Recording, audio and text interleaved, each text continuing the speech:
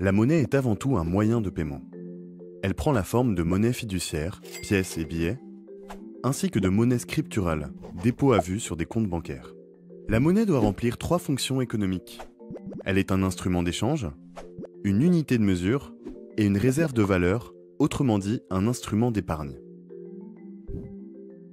Ce sont les banques commerciales qui créent la monnaie en accordant des crédits à leurs clients. Par un simple jeu d'écriture, la banque peut changer le nombre inscrit en face d'un nom sur un compte bancaire. Le remboursement de ce crédit générera un processus inverse de destruction monétaire. Toutefois, cette création monétaire est limitée par le fait que les banques commerciales doivent se procurer de la monnaie centrale qui est créée uniquement par la banque centrale. Les banques commerciales doivent tout d'abord fournir les pièces et les billets que les clients peuvent retirer à partir de leur compte bancaire. Elles doivent assurer leurs opérations de compensation interbancaire, c'est-à-dire solder entre elles, en monnaie centrale scripturale, les transactions de leurs clients.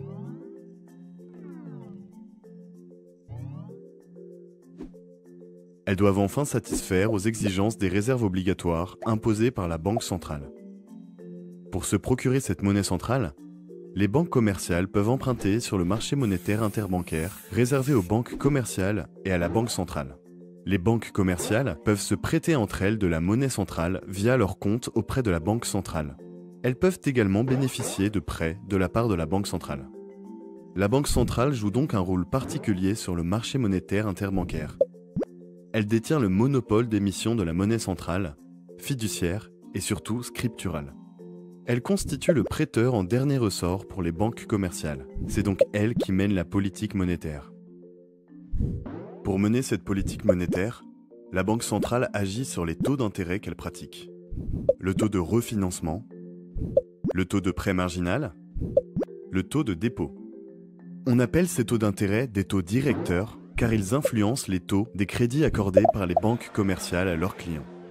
Les objectifs de la politique monétaire sont prioritairement de limiter l'inflation et, dans la mesure du possible, de stimuler la croissance économique.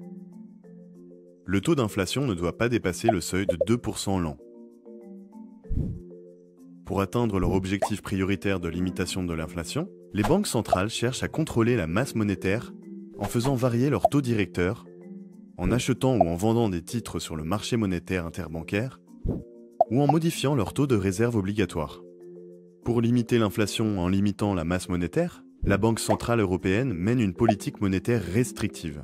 Pour ce faire, elle peut augmenter ses taux directeurs, augmenter le taux de réserve obligatoire, vendre des titres sur le marché monétaire interbancaire. Tout ceci contribue à raréfier la quantité de monnaie centrale et à augmenter son coût pour les banques commerciales. Cela devrait restreindre la distribution de crédits aux agents économiques que sont les ménages et les entreprises.